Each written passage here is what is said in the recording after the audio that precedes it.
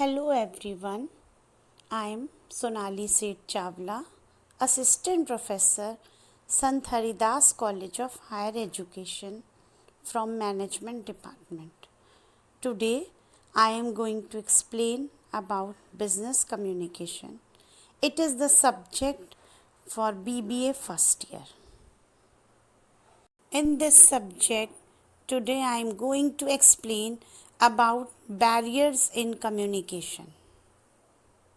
Now, I am going to explain about barriers to effective communication. In next slide, I will explain what are communication barriers. What are communication barriers exactly? First, we talk about communication. It is in that activity which conveys the meaningful information from sender to receiver. And barrier, as we all know, the hurdles, the obstacle that prevent us from conveying the message from sender to receiver. And communication barriers, it can be explained as those conditions that interfere with effective exchange of ideas and thoughts. Now, I am going to explain how many types of barriers that affect our communication to be conveyed well. First is physical barriers. Second, organizational barriers. Third, cultural barriers. Fourth, language barriers. Fifth, channel barriers. Sixth, interpersonal barriers. Seventh, individual barriers. Eighth, attitudinal barriers. Ninth, listening barriers. And 10th, barriers while speaking. The first we talk about the physical barrier, which are the barriers depends upon our environment. In organization, it could be internal and external both. It can be in the form of large working areas where sender could not communicate properly and the receiver could not listen the message in a proper manner. It can be poor lighting. It can be staff shortage. If we have outdated equipments, old gadgets, and the most important, the background noise. The noise is the biggest barrier in the physical environment. Next, we have organizational barriers, means the organization whom we work with, what are the barriers we face there. The most important barrier is the organizational culture. What type of culture is there in the organization? Is it a barrier for our learning or listening or getting the comfortable environment? What is the climate of the organization?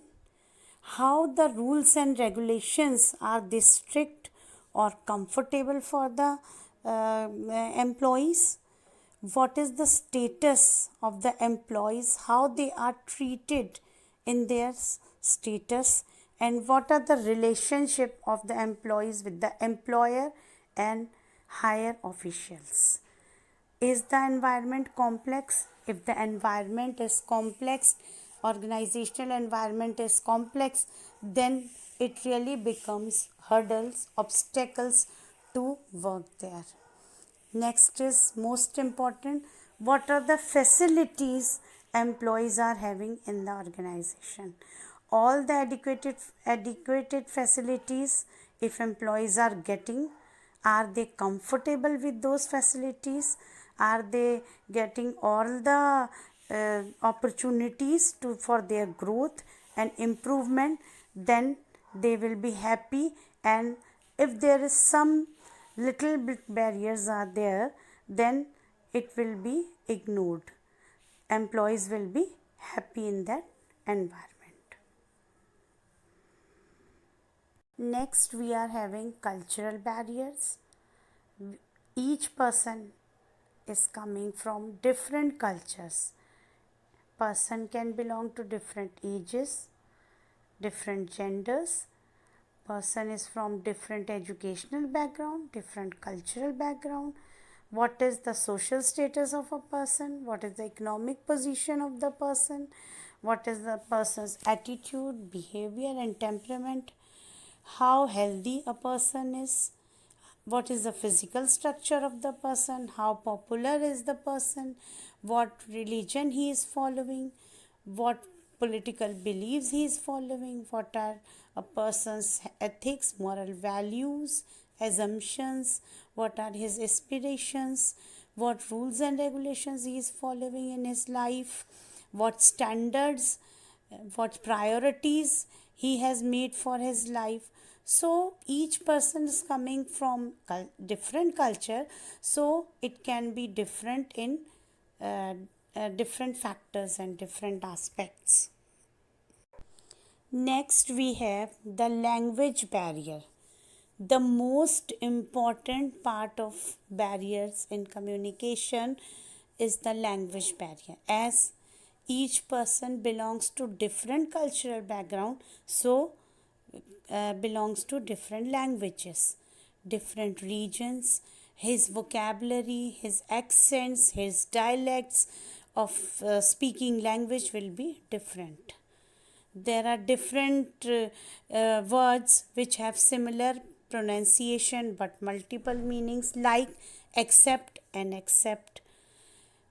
So it could be a barrier when messages badly expressed, rudely expressed, wrongly expressed, wrongly interpret, and unqualified assumptions has been made.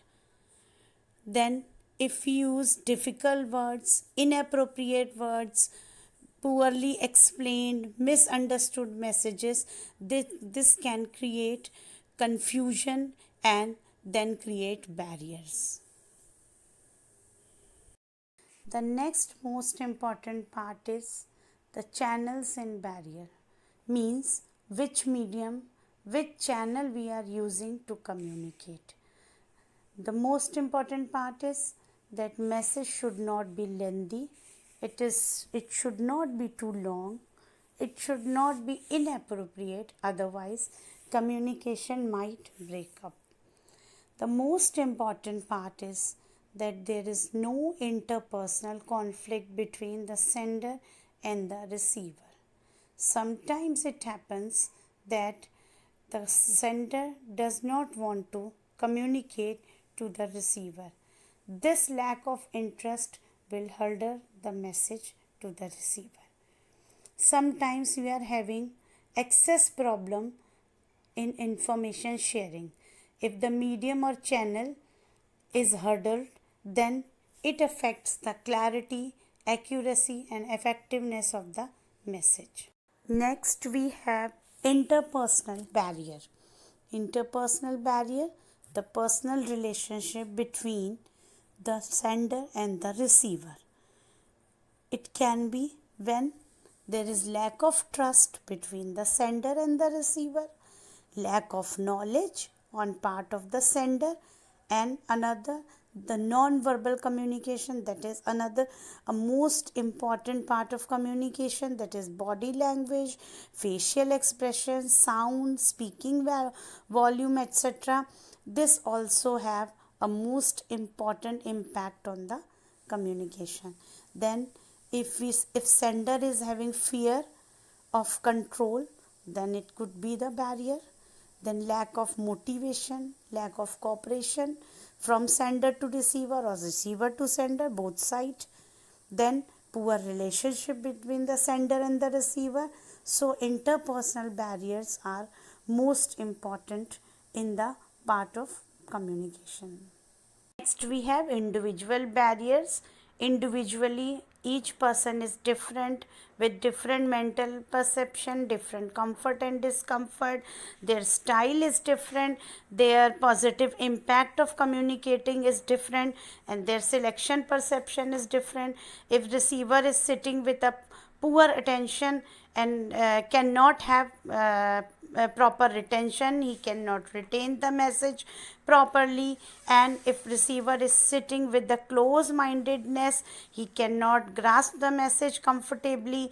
And if there is insufficient filtration from the sender side, then message could not be properly communicated or conveyed to the receiver. Next we have attitudinal barrier. This is another a very important barrier in the organization. When we have problems amongst the staff, we have intelligence difference, we have distrust among the persons, we don't want to pay attention towards another person, when we have preconceived notions, then it affects a person's attitude and opinion. Next we have the listening barriers, the most important part on the receiver side. When receiver is not interested to listen what is communicated, he always interrupts the speaker. He does not want eye contact with the speaker. He always makes speaker feel that he is wasting listener's time.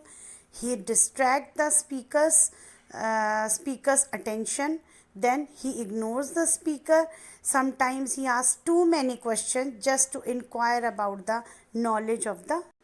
At last, we have the barriers on the speaker's side, on the sender's side.